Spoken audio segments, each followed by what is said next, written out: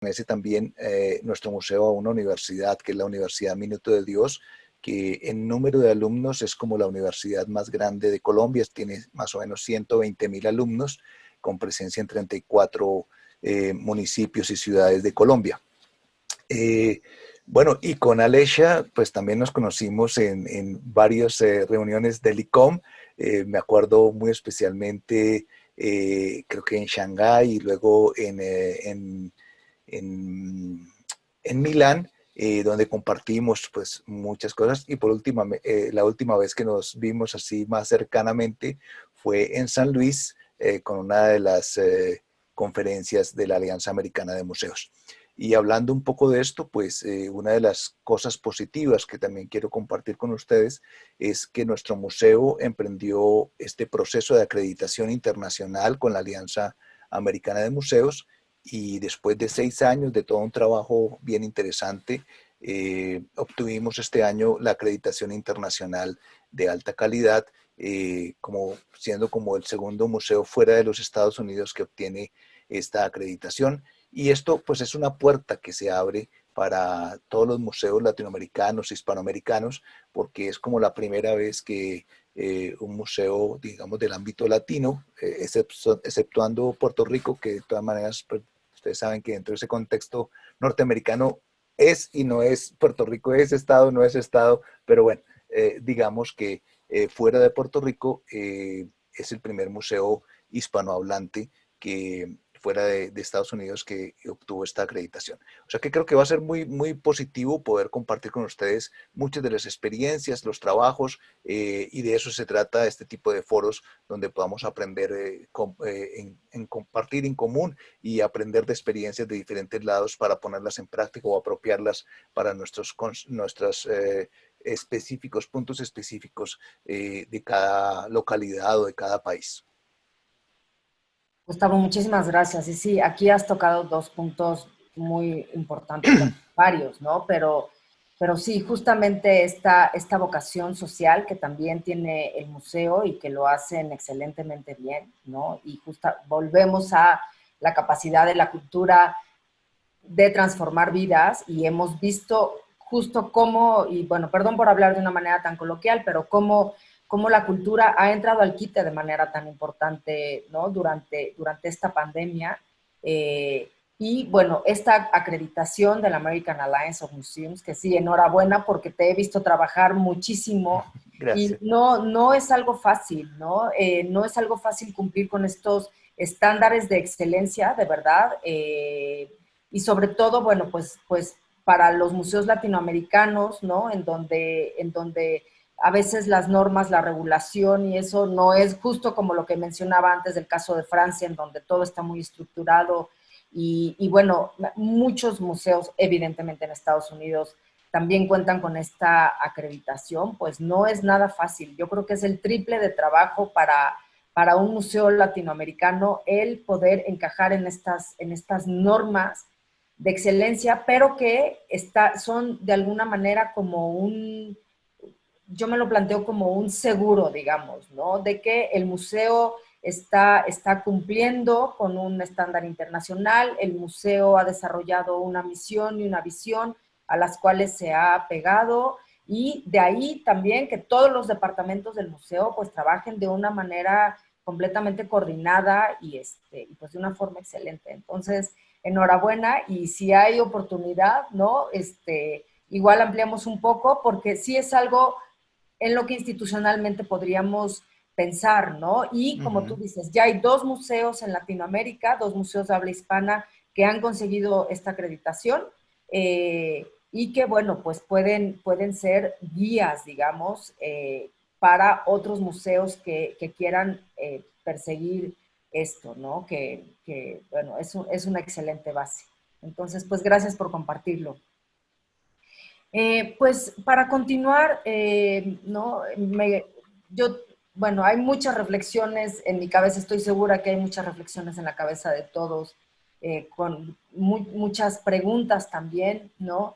Y me gustaría retomar algo que citó Anna Brady, que es una de las editoras del periódico The Art Newspaper, que es un periódico que tiene mucha circulación, sobre todo en Estados Unidos, pero también a nivel mundial.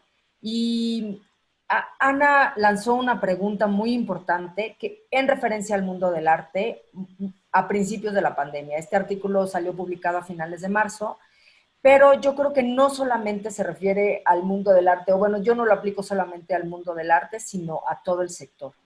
Y en el título, Ana Brady pone, podríamos regresar a la normalidad, pero también lo sigue de una pregunta, y la pregunta es, ¿pero es lo que queremos?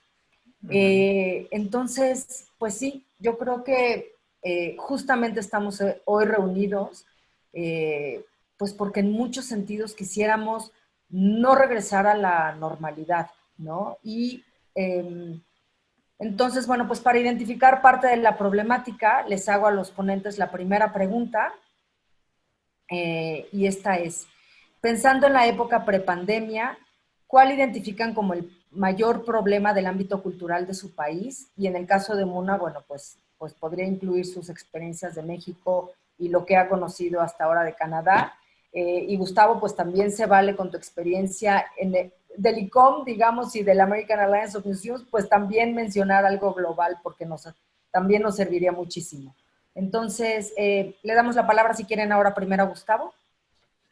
Gracias. Sí, bueno, me gusta mucho esa pregunta y también ese concepto de la normalidad. La normalidad es precisamente lo que nos llevó a estas consecuencias.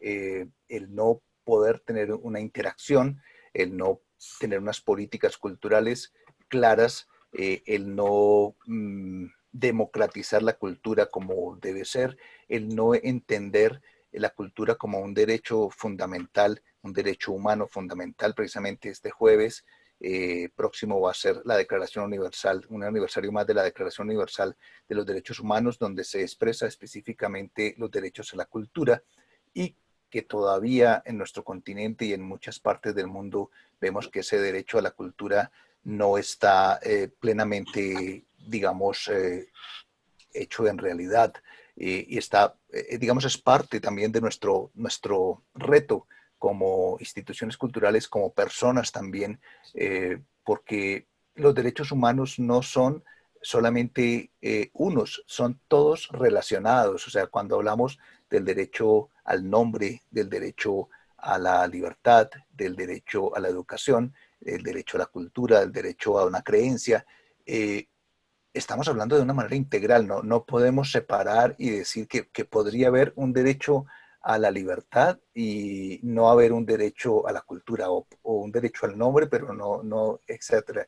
Entonces, todos están relacionados. Y precisamente en este contexto global, y hablando un poco de los documentos que también ha sacado el ICOM recientemente con respecto al COVID, que lo pueden encontrar ustedes también en la página web del ICOM, allí expresa muy claramente cuál es la situación de crisis de los museos.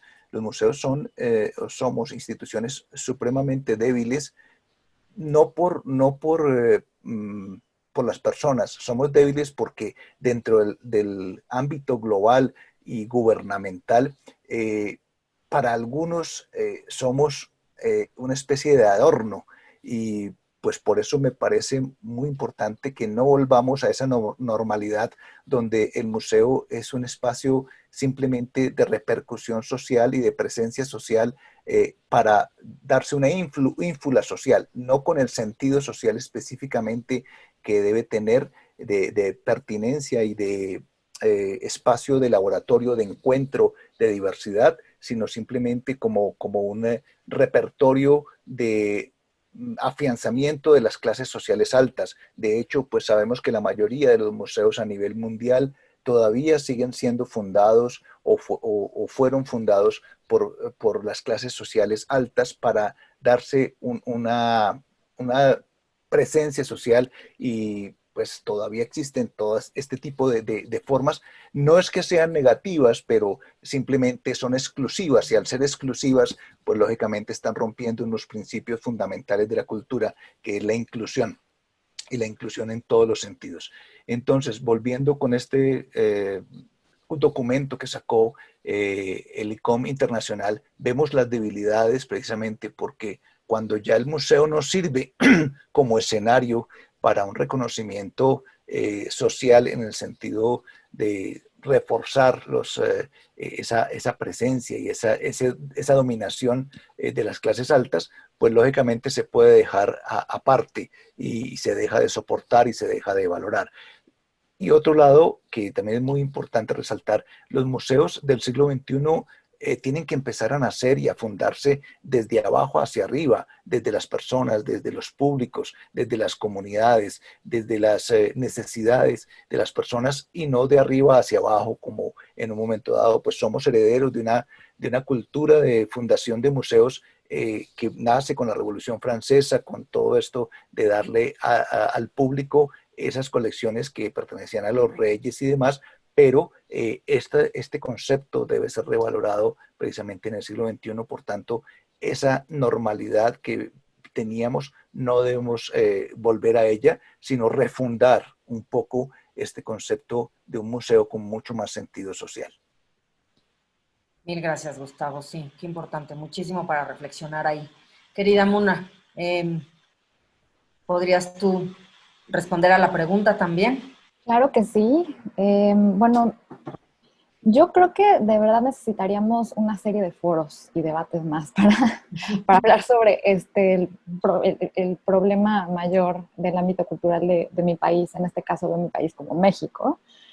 Creo que me voy a concentrar en uno que nos concierne a todos. Si la mayoría de ustedes tiene que ver con programas educativos o con educación y arte, no lo sé, pero pues tiene que ver con educación. ¿Qué pasa en nuestro país? Pues la educación artística y el acceso también a experiencias cualitativas de educación artística y estética, pues no es equitativa, ¿no? Está contemplada, sí está contemplada en los planes y en los programas de educación de primaria, secundaria y prepa, por ejemplo, en México, pero el problema es la calidad y cuánto tiempo y qué presupuesto se le otorga a este rubro. Generalmente, el aprendizaje de la lengua y las matemáticas siempre ocupan un lugar mucho más importante en la currícula de los chavos, de los estudiantes, y hay tendencias a recortar este tiempo y la calidad dedicada a la educación artística. Entonces, en este contexto, quisiera presentar el proyecto MUAC en tu casa, que desarrollé en mi periodo como jefe de enlace y mediación en el MUAC, de 2009 a 2017 aproximadamente estuve en el MUAC. Tuve un equipo maravilloso de educadores, mediadores, gestores culturales, todo el equipo del museo estuvo involucrado en el proyecto y me parece de mucha relevancia en lo que decías tú también, Gustavo, sobre un museo con un sentido mucho más social.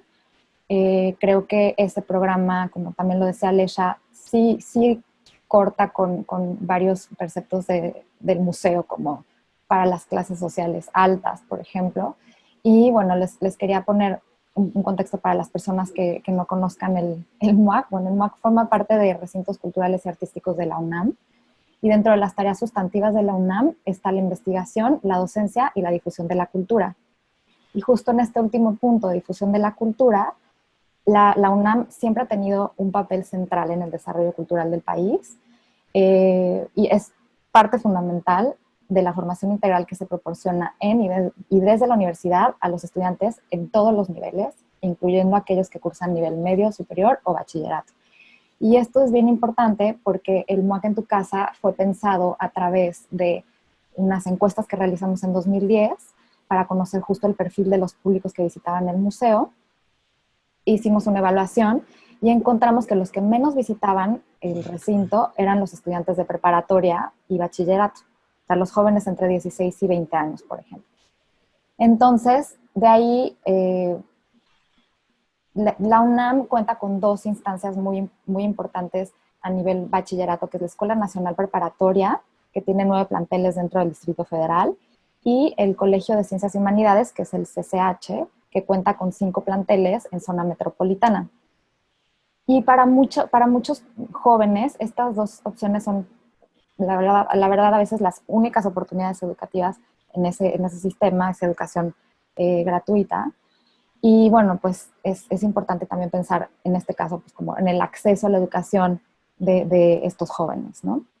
Entonces, establecimos convenios en un primer tiempo con la Escuela Nacional Preparatoria y más adelante con el CCH para contribuir a la formación integral y cultural de los estudiantes de nivel bachillerato y propiciar también la formación de públicos, la construcción de comunidades afines a la institución. Y en este sentido, uno de los problemas también que veo en todos lados, tanto en Francia como en Canadá como en México, es cómo hacer para que la gente se acerque más a sus instituciones. De repente tenemos proyectos, no sé, conferencias o algunos proyectos en los museos que nos mordemos las uñas para rogar que la gente se aparezca, ¿no? Y bueno, tiene que ver con cómo se difunde también todo esto. Y bueno, en base a eso, nada más hacer un comentario a lo que decías, Alesha, sobre que el sector cultural siempre está activo y más en este momento de pandemia y de locura mundial. Yo creo que el sector cultural siempre está activo. Creo que el problema, y esto también apunto uno de los problemas a la pregunta que mencionabas, es que el sector subsiste, sobrevive a pesar de todo. Entonces, haya dinero o no, haya iniciativas o no, siempre hay iniciativas y siempre demuestra resultados. Entonces, creo que ese es un punto muy, muy interesante también para abrirlo sobre la mesa. Y si, gracias, Alesha. Y si puedes poner el video, les voy a enseñar un pequeño video de 4 minutos del MOAC en tu casa para que tengan una idea de lo que consiste este proyecto. De acuerdo, vale. A ver si lo hago bien.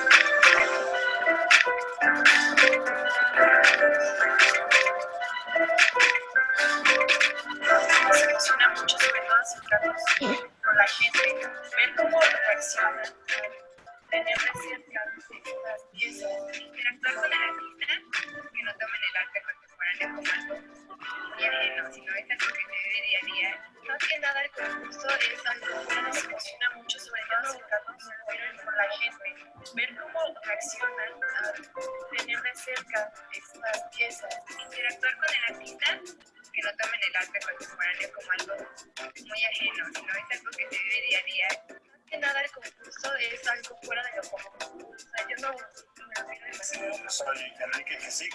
Me llamo Ivonne Venegas. Gracias, Raúl. Me llamo Ulises Figueroa. Soy Néstor Jiménez. Mi nombre es Jonathan Hernández. Soy Nuria Montiel. El arte, sobre todo el arte contemporáneo, a nuevos públicos. Yo soy Enrique Gesic. Me llamo Ivonne Venegas. A partir de cuando después se trabaja en el arte publicidad individual. Soy Néstor Jiménez. Mi nombre es Jonathan Hernández. Soy Nuria Montiel. Llevar el arte, sobre todo el arte contemporáneo, a nuevos públicos. Transmitirles un poco la energía a partir de cuando después se trabaja en el arte contemporáneo. Mostrar que el arte no es solo pintar, sino que es algo mucho más complejo.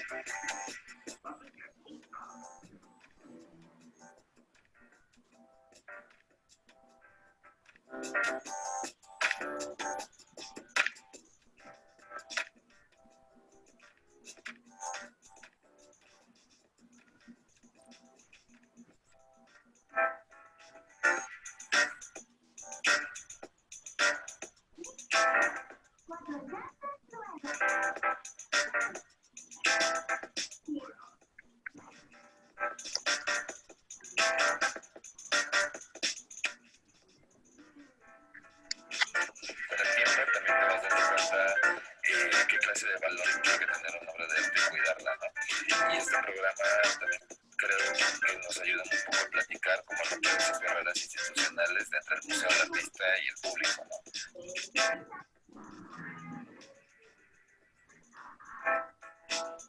Con el tiempo también te vas dando cuenta qué clase de valor implica tener una obra de arte y cuidarla, ¿no?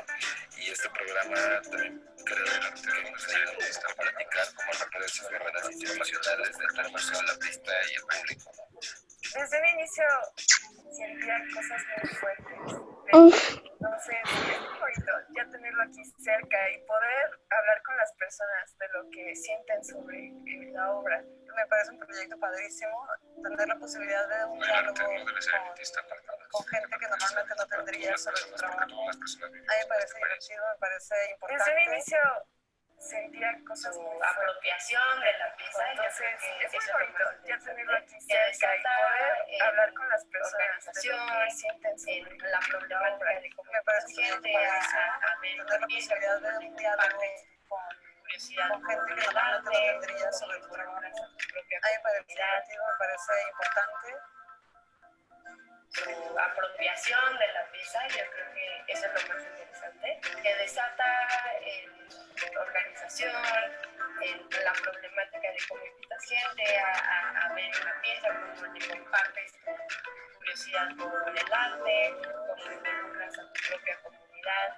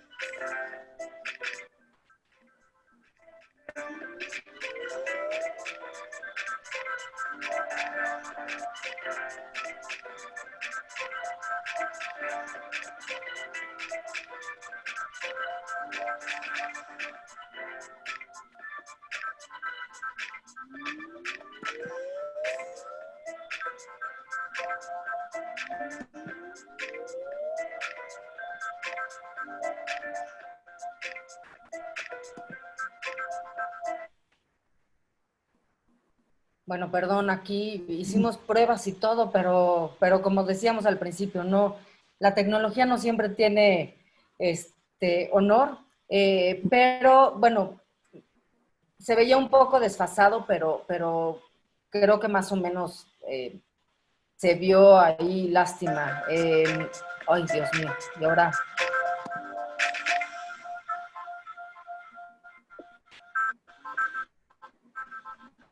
Ok. Muna, ¿hay algo que quisieras añadir acerca de esto?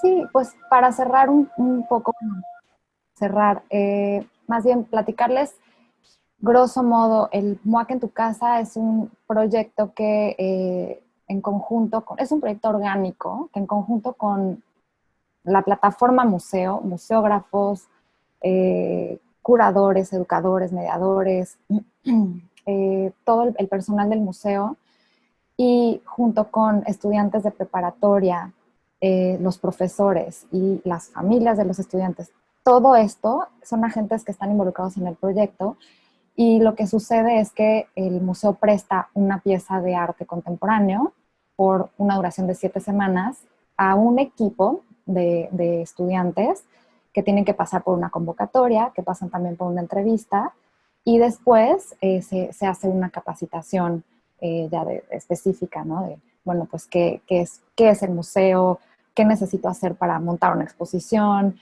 las cuestiones de conservación de las piezas, por ejemplo, cómo escoger el lugar en donde la voy a poner en mi casa. Todo eso se da un tipo de propedéutico, de curso propedéutico, en el cual, bueno, como les digo, es orgánico y se van elaborando cosas en conjunto, ¿no? Con la obra, en torno a la obra. Esta iniciativa, bueno, al principio se pensaba por prestar las piezas por 4 semanas y nos dimos cuenta que era mucho más enriquecedor a lo largo de las diferentes etapas del proyecto. Ahora me parece que están a punto de, bueno, con la pandemia no sabemos, pero en la 8ª edición me parece que estaba un poco ahorita en stand-by. Pero es bien interesante cómo cambia el disfrute de la obra, cómo se establecen relaciones, por ejemplo, entre públicos y artistas, pero a largo plazo, ¿no? Muy diferente de ir a una exposición y solo ver una pieza. Este es un proyecto que sí tiene consecuencias mucho más allá, y más abajo lo vamos a platicar. Implica que el museo se abra y se extienda hacia comunidades que normalmente pues, no visitan el museo, ya sea por falta de interés o por falta de información. Entonces, estos son los puntos que quería anotar. Gracias, Alesha. Estás en mute, Alesha. Perdón. Mil gracias. Nos están diciendo que como hubo ahí sus problemas técnicos, si estás de acuerdo, Muna, quizá podemos compartir el video por correo a todos los que se inscribieron en el foro. Sí, nada más cabe mencionar que es un video de la segunda edición, que pues digo, ya está en los archivos del museo. No estoy segura que se tenga acceso a este video en el sitio web, nada más checar en cuestiones de derechos, pero sí se puede, con muchísimo gusto. De acuerdo. Pues mil gracias. Bueno, pues nos está correteando un poquitín el tiempo, perdón, quizá yo me he extendido demasiado, pero vamos entonces a la segunda pregunta, así es que, Muna, no apagues motores. Y la pregunta es, en el momento presente, ¿cuál consideran el mayor riesgo y qué acciones les parecen pertinentes para fortalecer el sector? Bueno, a mí me parece un riesgo pensar que todas las expresiones y experiencias artísticas y culturales se van a tornar a lo digital. Creo que lo digital ya existía antes, que si bien se ha acelerado, las plataformas digitales obviamente se han acelerado por cuestiones contextuales, ya se percibían límites. Por ejemplo, ¿qué pasa, ¿no?, con las personas que no tienen acceso a Internet? Ya hay un gran porcentaje de la población que no tiene acceso a toda esta información. Y también cuál es la calidad de la experiencia estética a través de lo digital, que ese es también otro tema muy importante que se ha tratado muchísimo. Yo creo que las plataformas digitales deben aprovecharse y utilizarse sin duda, pero creo que de una manera diferente, y creo que todavía es muy temprano para que sepamos exactamente cuál es. Yo, por ejemplo, no puedo concebir una experiencia como la del MOAC en tu casa de manera digital. O sea, lo más enriquecedor y lo más importante era el contacto con la gente, la convivencia con los artistas. De repente también las familias preparaban conciertos, comidas, todo este aprendizaje que a través de lo digital, como les digo, no es que sea el MOAC en tu casa ahora digital, sino más bien pensar en cómo explotar estas plataformas de otra manera, y todavía no hay una respuesta específica, ¿no? Como decía Alesha, esto es más de preguntas que de respuestas. Y bueno, también aún así teniendo plataformas digitales, se me hace interesante apuntar que ahora mismo, por ejemplo, con lo que estamos experimentando, sí hay una diferencia enorme entre la interacción con los demás ponentes, por ejemplo, o también no poder ver las caras de las personas que te están escuchando. Cuando se acaba la sesión, pues no hay espacio de intercambio, uno apaga su computadora y dice, bueno, pues ya, lo que viene, ¿no? Y si hay como esta inercia de algo está faltando. Entonces, sí creo que se pierde, el riesgo es que se pierde un contacto muy importante con audiencia ya cautiva y pues estas posibilidades de intercambio creativo también como post-foro. Y bueno, creo que alguna de las ideas que se me ocurren para fortalecer esto es que pues haya mucho más seriedad en políticas culturales, como bien decía Gustavo. Creo que el sector cultural y artístico necesita de este apoyo. Y bueno, pues lo que está sucediendo ahora lo demuestra, ¿no? Mucha gente se está quedando sin trabajo, y como les decía, ¿no?, estamos ahorita como en modo supervivencia, toda la gente que trabajamos en el sector, y pues eso es desgraciadamente un defecto, no debe de ser así. Pero bueno, es lo que yo opino, y es un punto de vista, pero me encantaría pues también abrirlo a discusión. Gracias, Alicia. Mil gracias, Mona. Gustavo. ¿Cómo estás viviendo el momento presente? ¿Cómo lo vives desde la institución? Bueno, ha sido lógicamente un reto también muy interesante y quiero pues también aportar algo importante acá. Y es que toda experiencia digital previamente tiene que tener una experiencia real para que sea enriquecedora. Creo que lo hemos vivido todos. Es maravilloso, digamos, poder volver a verte, Alesha, o volver a verte, Muna, porque ya te conocía, porque tuvimos estos encuentros personales y compartimos. Cuando uno no conoce a alguien, pues lógicamente lo puede ver, pero voy a apelar un poco a alguna reflexión que se hizo hace 8 días en otro foro donde participé del efecto mosaico de precisamente del Zoom y el efecto mosaico que tienen todas las plataformas de transmisión. Y es que, como lo decía, este efecto de casi de espejo, donde todo resbala, donde digamos que no hay una presencia real, donde se pierde el aura, que era, pues, digamos, un factor importante, el aura, la presencia, el ambiente que se genera allí. Eh, por eso, pues también parte de la experiencia que hemos tenido nosotros en estos momentos es que hemos logrado mantener esta relación con los públicos del museo porque ya teníamos previamente buenas relaciones con ellos. Entonces, nuestros seguidores o nuestros vecinos o nuestros estudiantes nos están pendientes del museo porque ya teníamos una experiencia previa. Si no hay una experiencia previa, pues digamos, generar todo esto es muy difícil.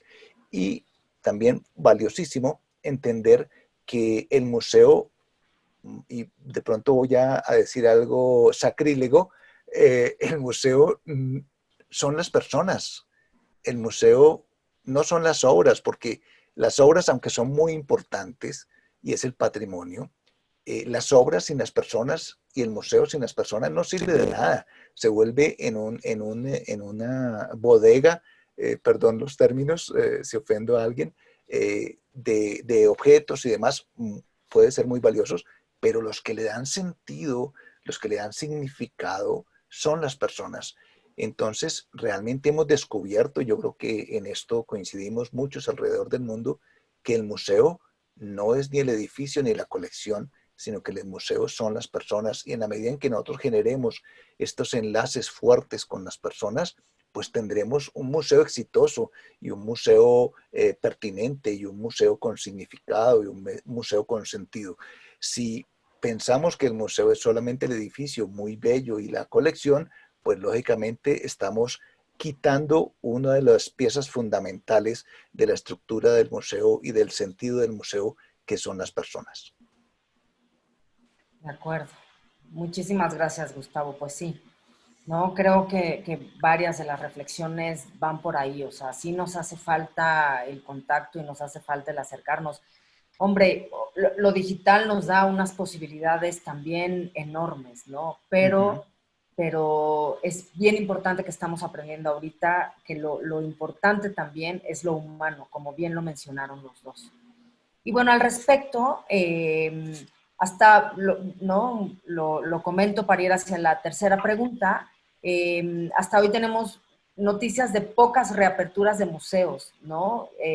Ya nos vamos posicionando en el foro un poquito hacia pensar en el futuro, ¿no? Eh, Aún no tenemos noticias como de otros eventos colectivos, culturales, como obras de teatro y conciertos. Definitivamente estamos en una fase experimental y digo, no sé si a todos o a muchos en este foro les ha tocado ver, por ejemplo, los videos del Museo del Prado, ¿no? Que ha tenido como mucha actividad también en redes anunciando la reapertura del museo y he visto yo un par de videos, la verdad, maravillosos. Pero bueno, es definitivamente experimental en todos los foros en los que nos hemos ido planteando esta nueva realidad. Por ejemplo, o sea, pero no sabemos muy bien todavía cómo van a funcionar la sana distancia, qué va a pasar los interactivos en donde la gente toque o consulte más información en una pantalla, ¿Qué va a pasar cuando la circulación sea completamente restringida, ¿no?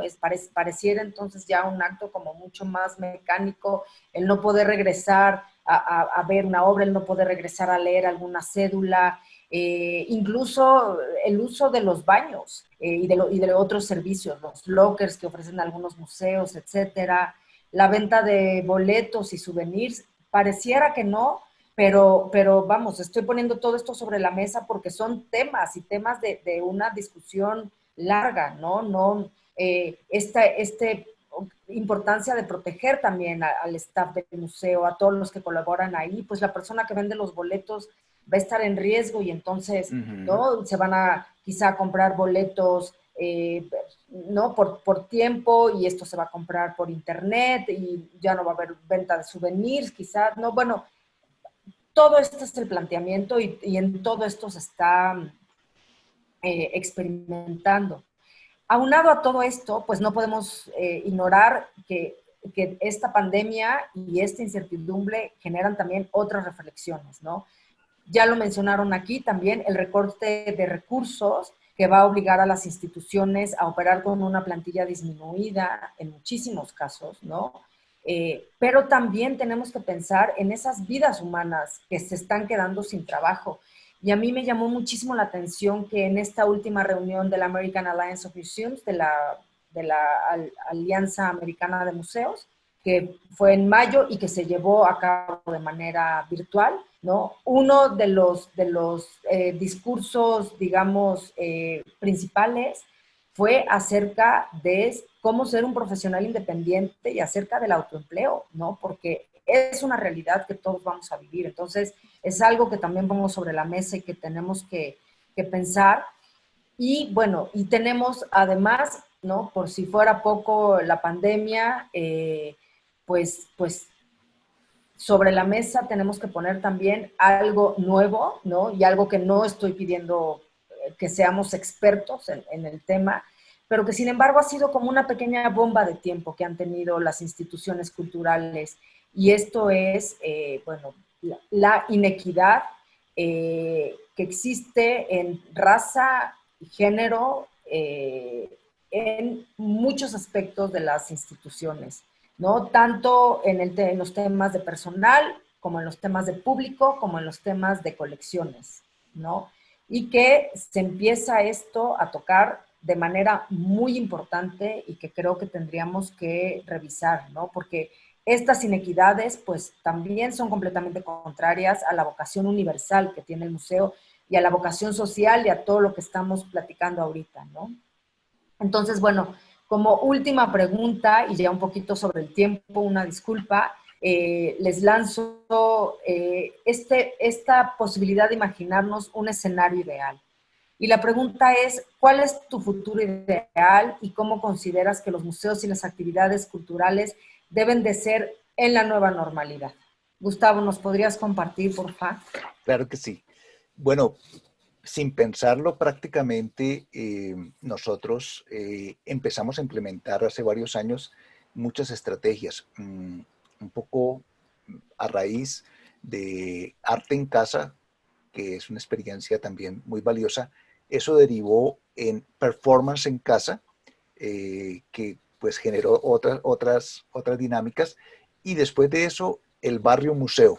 El Barrio Museo es un conjunto de acciones que hemos hecho con murales, con activación de toda la zona donde está el museo y la universidad, y entender, romper esas fronteras. Yo creo que el museo, la única forma de sobrevivir a futuro es que rompa las fronteras, un poco como lo que pasó en la Edad Media, ¿no? La mayoría de las ciudades de la Edad Media tenían una muralla protectora, pero esa muralla protectora también les impedía crecer y les impedía generar otras dinámicas.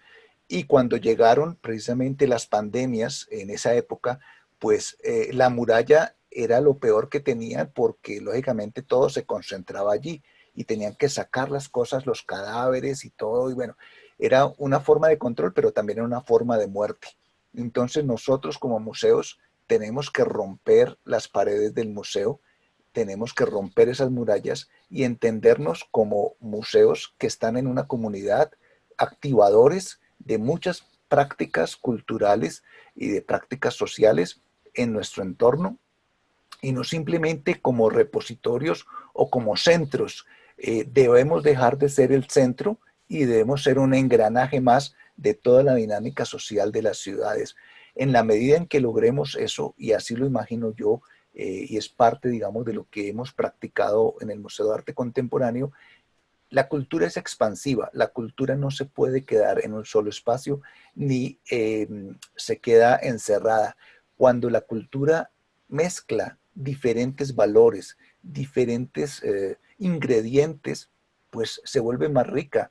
Eh, Nosotros somos herederos y somos, digamos, admiradores de la cultura mexicana. Nos encanta todas las manifestaciones culturales mexicanas, y ahora vemos cómo Colombia ha ido influyendo en la cultura mexicana con diferentes formas musicales, bailes, expresiones. Digamos, creo que se volvió muy popular en México hablar de parcero, porque oían en las novelas o en las narconovelas colombianas la palabra parcero y parce y demás, así como nosotros empezamos a tomar muchos elementos de la cultura mexicana, de la cocina mexicana. Entonces, yo creo que las culturas se enriquecen en la medida en que se mezclan, en que se hibridan, en que se crean vasos comunicantes. Y los museos tenemos que ser así, tenemos que ser un punto de enlace entre muchas cosas, no simplemente el centro, como siempre nos vendieron, como el centro cultural, el centro de la cultura, el templo de la cultura. Tenemos que bajarnos de ahí, romper la muralla, abrir, generar otros enlaces. Yo les comentaba algunas cosas de lo virtual, que no sé si lo alcancemos a ver ahora, pero el hecho de generar otras alternativas y una estrategia digital que también nos ayuda, porque hay que mezclar todo, no es solamente lo presencial, sino que a veces lo digital también ayuda a que la gente llegue a lo presencial, y se generan este tipo de sinergias que de pronto no se dan en otros espacios. Y este mundo virtual, a la larga, no es más que parte de remedio de un mundo real. O sea, todos vemos que tratamos de poner, digamos, este mismo mosaico que vemos allí, es remedio de un mosaico antiguo bizantino, donde a partir de pequeñas partes se conformaba un todo. Entonces, pues todas estas metáforas también simbólicas y semióticas, pues nos ayudan a entender esa nueva realidad que se nos viene. Yo creo que ahí hay como tres cosas importantes: romper los muros, generar nuevos enlaces y estar abierto a posibilidades y a otras opciones. Qué importante, Gustavo. Me gustan muchísimo estas imágenes que nos has planteado y sí, definitivamente creo que es importantísimo también tomar riesgos, ¿no?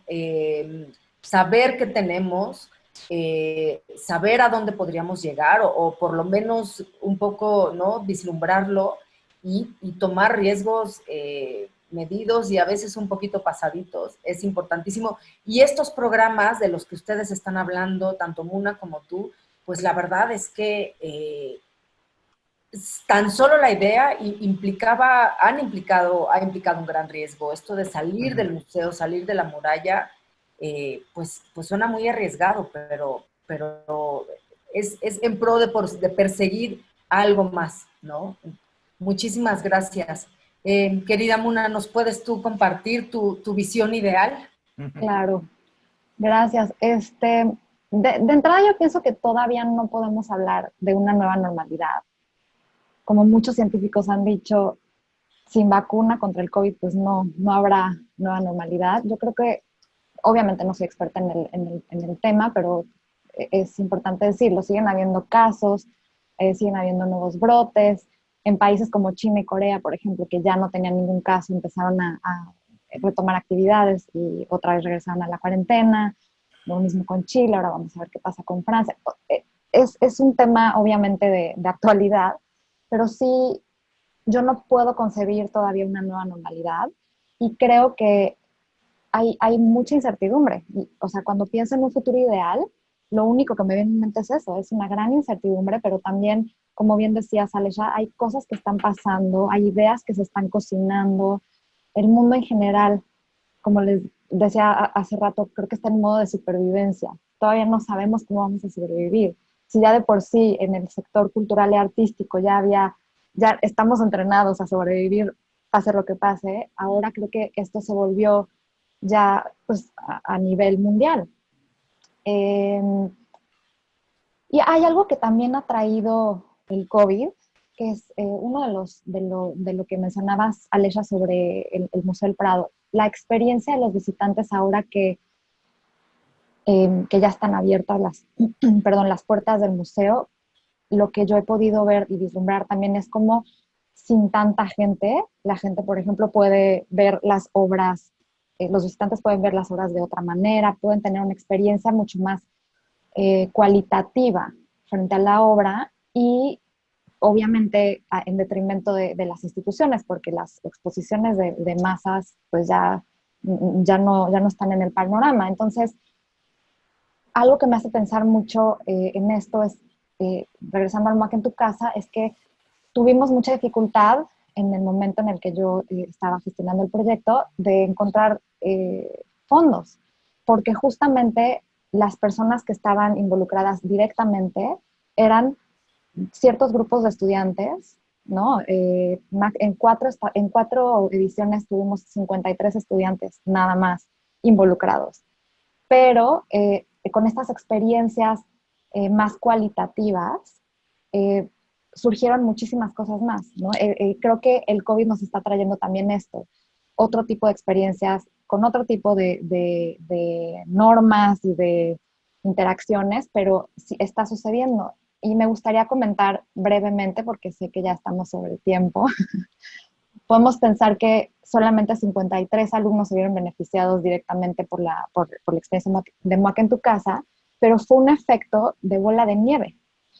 Hicimos un estudio de impacto social en 2017 junto con la Escuela Nacional de Trabajo Social de la UNAM y podemos ahora sí que hablar específicamente de cuál fue el impacto en diferentes esferas. Por ejemplo, la primera en los entornos socioescolares. Varias cosas se encontraron varias cosas a través de entrevistas con los estudiantes, por ejemplo, que sí tuvieron un acercamiento educativo al arte, que sí hubo una incidencia en los procesos perceptuales, emocionales y también sociales, en lo que ellos vivieron, un fortalecimiento formativo, por ejemplo, pues sí, saber ya como a qué te quieres dedicar más adelante, decisiones vocacionales, etcétera. Les quiero leer nada más un extracto de una alumna de la segunda edición del MOAC en tu casa que dice, a mí este proyecto me acercó más al arte. A partir de este proyecto me interesé más por visitar diversos museos, en especial de arte moderno y contemporáneo. Intervino en mi parte creativa, puesto que refleja una perspectiva más del mundo, ¿no? Y genera pues muchas buenas sensaciones, cómo concientizar sobre la sociedad, por qué los museos casi no tienen gente, ¿no? No saben que el museo está ahí. Y el MOAC en tu casa, pues es un buen proyecto para eso, para acercar a la gente y para también dar acceso a otros tipos de experiencias en vista a dar una calidad mayor en la educación artística, ¿no? Otro de los hallazgos fue a nivel familiar, ¿no? Como también se entrevistaron a los padres de los jóvenes y hay hallazgos como por ejemplo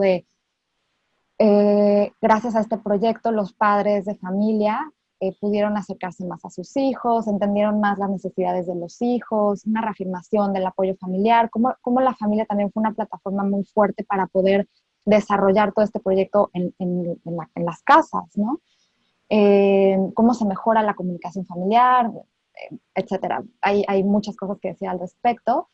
Una madre de uno de los grupos dice, hizo que mi familia se diera cuenta acerca del lugar que le estaba dando el proyecto y a las artes en mi vida, y que en realidad sí estoy buscando caminos para formarme, ¿no? Es una perspectiva de uno de los alumnos, y la madre dice, el MOAC directamente el proyecto sí nos unió como familia, permitió que todos nos acompañáramos, hablar del mismo tema sin decir, esta persona no sabe de arte, al contrario, nos decía, pues fíjate, esto es por esto y esto. Entonces, bueno, un poco dar a conocer hasta dónde llegó el impacto social de este proyecto. Y por último, también, y muy importante, un impacto a nivel comunitario, perdón, entornos sociocomunitarios. ¿A qué me refiero con esto?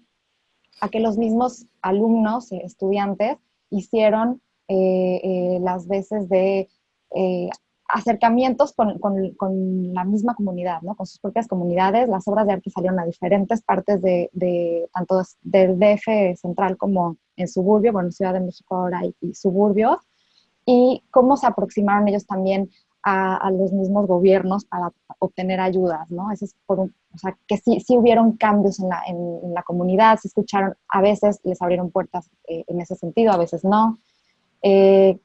Y también cómo se puede abrir una persona, por ejemplo, a su vecino, ¿no? O sea, las comunidades también dentro de las casas, pero también a nivel de vecinos, de los barrios, por ejemplo. Todo eso surgió gracias a este proyecto, que si decimos, pues sí, cuantitativamente fueron 53 alumnos, pero ahorita no podemos contar cuántas personas fueron realmente tocadas con este efecto de bola de nieve que les platicaba. ¿Qué más? Creo que lo que ha traído el COVID también nos está enseñando. Hay un resultado, yo creo que en principio positivo para los visitantes en términos de experiencia, pero ¿cuál va a ser el reto ahora de los museos? Yo, en lo personal, pienso que los museos no van a desaparecer, que, como dice Gustavo, es un conjunto de la estructura, pero también de romper esa estructura y de rehacer nuevas estructuras. Han subsistido a todas las catástrofes posibles, humanas y naturales en los museos, y el problema es de dónde sacar los recursos para sustentarlos. Creo que esa es la pregunta que debería plantearse, y ahorita tenemos también a Ricardo presente con el Fondo de Economía y Cultura, que se me hizo muy interesante el nombre. A lo mejor necesitamos nuevas alianzas estratégicas en términos de institución para ver cómo subsistir, cómo sobrevivir. De acuerdo, Muna, mil gracias. Bueno, pues los dos, la verdad, me han hecho evocar muchísimas imágenes, ¿no? Me quedo mucho con esto de que quedarse dentro de la muralla quizás signifique morir, ¿no? Y lo que acabas de mencionar, Muna, de que el museo subsiste a pesar de todo, bueno, creo que lo estamos viendo, por ejemplo, con esta tragedia que vivimos como humanidad, ¿no? Del reciente incendio del Museo de Ciencias Naturales en Brasil, ¿no? Y cómo aún, a pesar de que podríamos decir que el museo se quemó hasta sus cimientos, ¿no? Está buscando la manera de resurgir, y estoy segura de que lo va a lograr, porque de verdad es que sí, hay muchísimas voluntades y muchísimo amor a lo que hacemos, ¿no? Por eso yo digo que sí, bien acuñamos esta expresión de amor al arte, ¿no? Y una tercera cosa que quería comentar es que, no hablando de recuerdos, de evocaciones, de historias que ustedes han manejado y que me gustan muchísimo, ¿no? Porque finalmente es otra de las cosas que nos hace humanos, es que yo no puedo olvidar esta historia que también en algún foro platicaste sobre el MUAC en tu casa, Muna, de un abuelito que vivía con la familia y que declaró que al principio, cuando había llegado la obra de arte, ¿no? Una pieza de arte contemporáneo, pues el abuelito decía, ay, la cosa esa, ¿no? Y al final del ciclo, el abuelito decía, la pieza, ¿no? Entonces, pues sí, todo lo que han dicho, todo este trabajo social, todo este esfuerzo, pues tiene una remuneración que se mide en historias y en personas y en experiencias, ¿no? Entonces, bueno, muchísimas gracias. Vamos a entrar a las preguntas y a los comentarios del público. Ricardo nos va a hacer favor de decir algunas, y bueno, pues ahora sí que vamos compartiendo, ¿no? Depende la pregunta y eso. Gracias, Ricardo. No, muchas gracias a ti, Alesha, muchas gracias a... No sé si me escuchan ahí. Sí. Perfecto. Se escucha, perfecto. Muchas gracias a ti, Alesha, Gustavo, por supuesto a Muna. Bueno, yo no voy a tomar mucho tiempo. Yo solamente les quería comentar, bueno, en el registro nos hicieron algunos comentarios que, como dijimos al principio, va a ser complicado abordar todos esos temas. Creo que todos coincidimos en que el espacio de tiempo es reducido y yo no sé qué sucede en las conexiones en línea, pero el tiempo se va más rápido, ¿no? Entonces, bueno, es un primer acercamiento. Fíjense que algunas de las inquietudes que se generaron en el registro era justamente esta diversidad en torno a los museos, ¿no? Y veíamos en los más de 200 registros que pudimos captar que había muchas inquietudes, sí, sobre esta cuestión de la reapertura, las nuevas formas, etcétera. Y bueno, vemos que la pandemia la estamos sufriendo todos, todos los sectores están involucrados, sectores económicos, sectores de construcción, el sector cultural, por supuesto, ¿no? Donde están los museos. Sin embargo, dentro de este propio sector, los museos no son, digamos, no están afrontando de la misma forma la pandemia porque las condiciones en las cuales trabajan y operan son muy diversificadas, ¿no? Entonces, en nuestro registro, por ejemplo, tenemos inquietudes de museos comunitarios, ¿no? Cuyos públicos son pequeños, que resaltan la cultura local. Tenemos museos, por supuesto, de arte, museos de ciencias, museos de patrimonio industrial, que me da mucho gusto ver a alguien de por acá del Museo de los Ferrocarriles en Aguascalientes. Entonces, hay una gran diversidad de museos, hay una gran diversidad de temas, y aunque la pandemia es para todos, no todos la estamos enfrentando de la misma forma. Y un poco en el chat que se está generando ahorita, va un poco la reflexión en ese mismo sentido. Les voy a leer rápidamente algunas de las preguntas que nos han llegado al chat. Dice, ¿qué tan temporales son las experiencias digitales para los museos? Es decir, ¿cuánto tiempo van a durar? ¿Cuáles son las posibilidades de ampliar la captación de públicos por medio de las experiencias digitales? También nos dicen sus observaciones sobre la percepción del público de los bienes patrimoniales, muebles y también de los inmuebles durante el periodo de contingencia a través de los medios digitales, o hace falta esto. Muchas gracias. Bueno, nos dicen, ¿cómo vamos a lograr incorporar a estos grupos o sectores de artes y durante la pandemia son marginados o siguen excluidos? Aquellos que no han podido acceder al museo desde aquella oferta presencial y mucho menos ahora en lo virtual, que también es algo que las nuevas tecnologías ahora han reafirmado, ¿no? Esta brecha digital que existe en muchos lugares. Es decir, en este avanzado siglo XXI, la producción cultural que genera el museo no está al alcance de todos, y esto se debe a que tenemos sociedades con grandes inequidades, sobre todo en Latinoamérica. Bueno, creo que es un sentir común. Y bueno, varios comentarios. Muchas gracias, muchas gracias, muchas gracias. Bueno, creo que la reflexión está por ahí. No sé si alguien quiera abordar este tema de pues, la diversidad en torno a los museos y las características. De todas formas, seguiremos captando sus preguntas y si el tiempo no nos alcanza, se las haremos llegar a ustedes para que después haya una segunda forma de responderlas. Entonces, no sé si alguien quiere tomar con mucho gusto. Me parece que hay varios elementos importantes allí. Hablando primero de qué tan temporales son las experiencias digitales. Tuvimos una experiencia, o tenemos una experiencia muy valiosa. Desde el año 2012 nos vinculamos al Instituto Cultural de Google dentro de su plataforma Arts and Culture. Desde allí tenemos varias opciones y dentro de ellas pues 12 curadurías o 12 crónicas que llaman ellos, curadurías digitales. Las últimas 3 curadurías que ha hecho el museo las hemos hecho primero digitalmente y luego realmente. O sea, una curaduría que se llama Cuerpos Políticos, digamos, pongo el contexto, Colombia en el año 2016 firmó el Acuerdo de Paz. Estamos en todo este proceso, para nosotros ha sido fundamental y a partir de esa realidad, como museo decidimos hacer una relectura de la colección con estas 3 curadurías. La primera fue Cuerpos Políticos, la segunda es la que estamos en este momento, que se llama Identidades Híbridas, y la tercera vendrá el año entrante, que se llama No Repetición. Es parte, digamos, de lo que está en el Acuerdo de Paz, pero entendido desde un contexto pues, social y cultural. Entonces, estas 3 curadurías primero las tuvimos digitalmente, y la que está actualmente, que es Identidades Híbridas, ya llevaba un año en línea, y lo que hicimos fue reforzar de pronto esa parte con la exposición virtual. Luego vino la pandemia y seguimos pues con la exposición virtual, aunque también con referencias a la exposición real. O sea que una de las ventajas de pronto de la digital es la atemporalidad. Podría permanecer mucho más tiempo.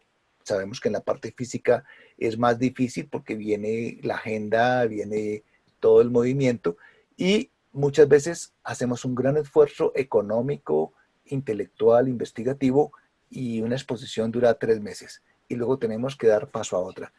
Si tenemos este repositorio digital, nos permite darle una extensión en el tiempo, llevarla a otros públicos que de pronto no pudieron venir físicamente. O sea que hay unas ventajas allí. Claro, la desventaja está en la presencialidad o en el ambiente o en todo lo que estábamos hablando allí, pero yo creo que hay más posibilidades que, digamos, cosas negativas. En cuanto al problema de la accesibilidad, sí, estamos en un proceso realmente muy difícil, pero también si lo entendemos como toda la línea de tiempo, eh, los museos antes eran mucho menos asequibles de lo que son hoy. Eh, claro, cada vez vamos ganando en accesibilidad para las personas, no solamente en la accesibilidad en el sentido físico, también en la inclusión, pues nuestro museo ha tenido un proceso de incluir personas con discapacidad visual, cognitiva, motriz, adaptándose a todas las otras opciones porque no lo teníamos. Cuando fue construido el museo no tenía esas opciones, lo fuimos implementando porque la universidad también empezó a dar cabida a estudiantes con diferentes discapacidades. Y también ahora también con todo lo de la inclusión en otros sentidos, las personas con marginadas socialmente. Nosotros en Colombia tenemos un grave problema de asesinato selectivo de líderes sociales, y el año pasado hicimos todo un proceso de inclusión para las personas, para los líderes sociales en nuestro país, empezando por programas de televisión, por participación en las exposiciones, acciones colectivas. Ahora estamos con todo el problema del racismo. ¿Cómo hacemos para incluir? Y la inclusión de género también, ¿no? ¿Cómo hacemos para incluir? O sea que cada vez yo creo que los museos han ido evolucionando para atender las necesidades de los públicos. Y sí, hay unas brechas. ¿Y las brechas para qué son? Para romperlas, para superarlas. Y yo creo que ese es el reto. Y si pensamos simplemente en lo que nos falta, pues es un poco la metáfora de siempre, ¿no? El vaso está medio lleno o medio vacío. Cada uno lo ve de una manera. O sea, si somos pesimistas, lo vemos medio vacío. Si pues somos optimistas, lo podemos ver medio lleno. Entonces, es actuar, es no esperar a que las cosas, si esperamos a que todo el mundo tenga acceso a Internet, pues lógicamente no habríamos nada en Internet. Entonces, tenemos que empezar a generar los contenidos para que cada vez se vuelva una necesidad y se vuelva una obligatoriedad. Nuestro museo, que nació en un barrio popular donde la gente no tenía acceso a la cultura en la periferia de la ciudad, se volvió ya una necesidad. O sea, ya la gente necesita el museo. Es como cuando había una vía, un camino de tierra, y ya cuando viene el camino pavimentado, pues ya se vuelve una necesidad y una obligatoriedad, y ya la gente no quiere volver al camino de tierra, ¿no? Quiere ir con su autopista. Entonces, es eso, yo creo que ese es el camino de generar todo ese elementos acumulativos para que haya ese acceso. Mil gracias, Gustavo. ¿Puedo Sí, agregar 2 cosas? Sí, por favor. Rapidísimo, porque sé que ya estamos bien cortos de tiempo. Nada más decir que creo que este encierro, esta pandemia nos ha hecho también tomar distancia, y creo que es un punto importante el tener ese tiempo para pensar y para ver qué es lo que estábamos haciendo y qué es lo que está surgiendo ahora. O sea, como les decía, las experiencias cualitativas era algo que estaba, justo era uno de las preguntas más importantes de las áreas educativas. ¿Cómo hacemos para que el público tenga una experiencia diferente? No nada más que venga, vea, se tome la foto y se vaya, ¿no? Creo que podemos indagar en este sentido de cómo les podemos ofrecer una experiencia diferente a los visitantes, ahora que no hay de otra, ahora que la pandemia se puso en nuestro camino, pensarlo, ¿no? Cómo pensar nuevas formas. Y, y también me gustaría, en una de las preguntas que dicen, ¿cómo podemos involucrar a públicos? Lo que nos decía Ricardo, una pregunta del público, ¿cómo, yo se las regresaría, ¿cómo le podemos hacer más bien para ahora que estamos haciendo estas plataformas digitales, que sabemos que siempre es mejor tomar la iniciativa, no hacer nada, aunque hay mucha gente que no tiene acceso a esto, se están haciendo cosas, pero me gustaría preguntarles, ¿qué están haciendo ustedes como museos o como gestores culturales para saber a quiénes están tocando? Si hay nuevos públicos que se están generando a través de estas plataformas. Eso es lo que quería agregar.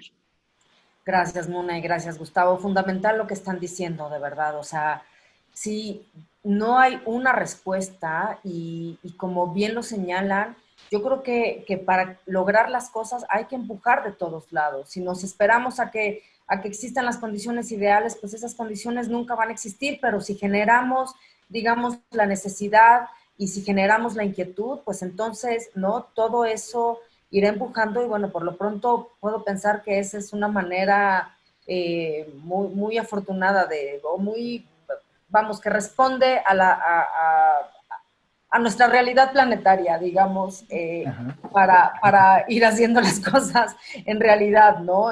Creo que en muy pocos lugares se dan desde el principio, ¿no? Las condiciones óptimas. Y bueno, algo que nos ha enseñado esta profesión, y quizá muchas, no lo sé, es justo, ¿no? A ir empujando y a lograr las cosas.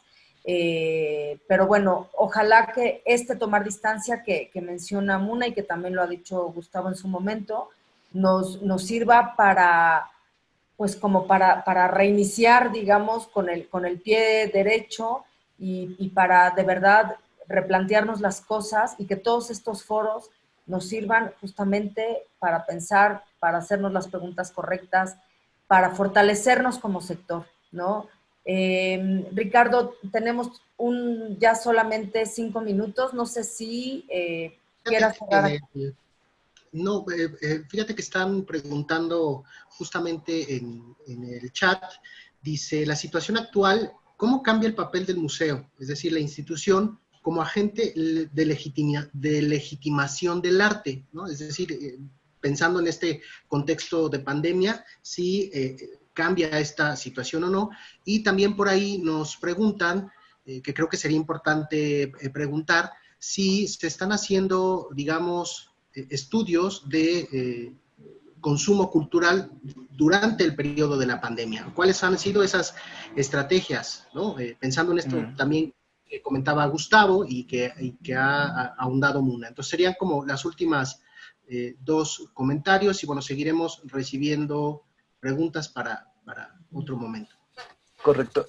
Bueno, me parecen buenísimas las dos preguntas. Por un lado, esta validación del arte o esta, digamos, sí, que realiza el museo, que ha venido realizando el museo, yo creo que ha cambiado totalmente, no solamente en el arte, ha cambiado, o sea, los medios hoy en día, sabemos que lo que está pasando, que antes la credibilidad la tenía un periódico y pues lo que salía en el periódico era verdad.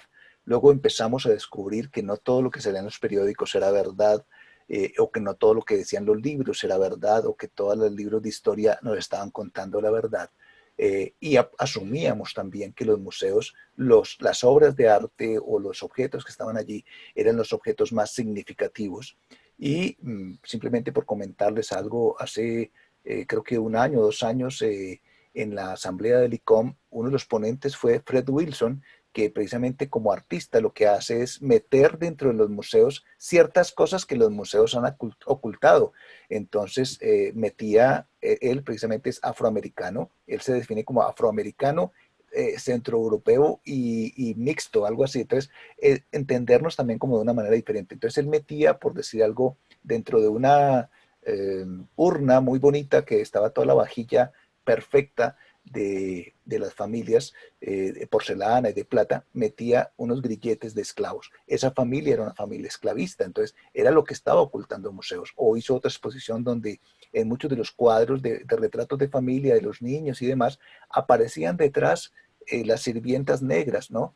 Creo que todo esto ha sucedido en todos nuestros países, donde hemos invisibilizado a nuestras culturas ancestrales, hemos invisibilizado a los afrodescendientes, hemos invisibilizado a las clases menos favorecidas, ¿no? Y todo eso está representado en muchas obras, y muchas de esas obras están ocultas, o simplemente la lectura o la forma en que se presenta ante el público, dicen el virrey de tal cosa, y no se dan cuenta que detrás del virrey había tal persona que era el sirviente, ¿no? Aquí en Colombia pasó algo muy curioso, ya no está, pero durante mucho tiempo en el Museo Nacional de Colombia había un cartel que decía qué aportó América al mundo y qué trajeron los españoles, o qué cosas trajeron los españoles a América. Entonces, de lo que ha aportado América, decían que el tomate, bueno, que el chocolate, que no sé qué, y de las cosas que habían traído los españoles estaban los negros. O sea que todavía dentro de un museo se consideraba a un negro como una cosa. Entonces, fíjate, esos errores que dentro de la museografía o dentro de los conceptos que hoy socialmente pues, no son aceptados. O sea que esa validación que tenían los museos, yo creo que está totalmente, digamos, resemantizada, resignificada. Además, hoy lo sabemos que a veces pues nos cuenta más, y lo digo porque todos consumimos las redes sociales, lo que dice un influencer, y lo digo también a ustedes por México también, de pronto es más importante lo que dice Luisito Comunica, ¿no? Que lo que está diciendo el ministro de Cultura, o lo que dice de pronto el presidente, ¿no? O sea, tiene casi 50 millones de seguidores y es como toda una nación, ¿no? Más habitantes que Colombia, que tiene 44. Entonces uno diría, fíjate cómo está pasando todo esto de que la validación se está dando hoy en las redes sociales, se está dando en otros medios que no son los medios tradicionales. Eso en cuanto un poco a esa parte de la validación.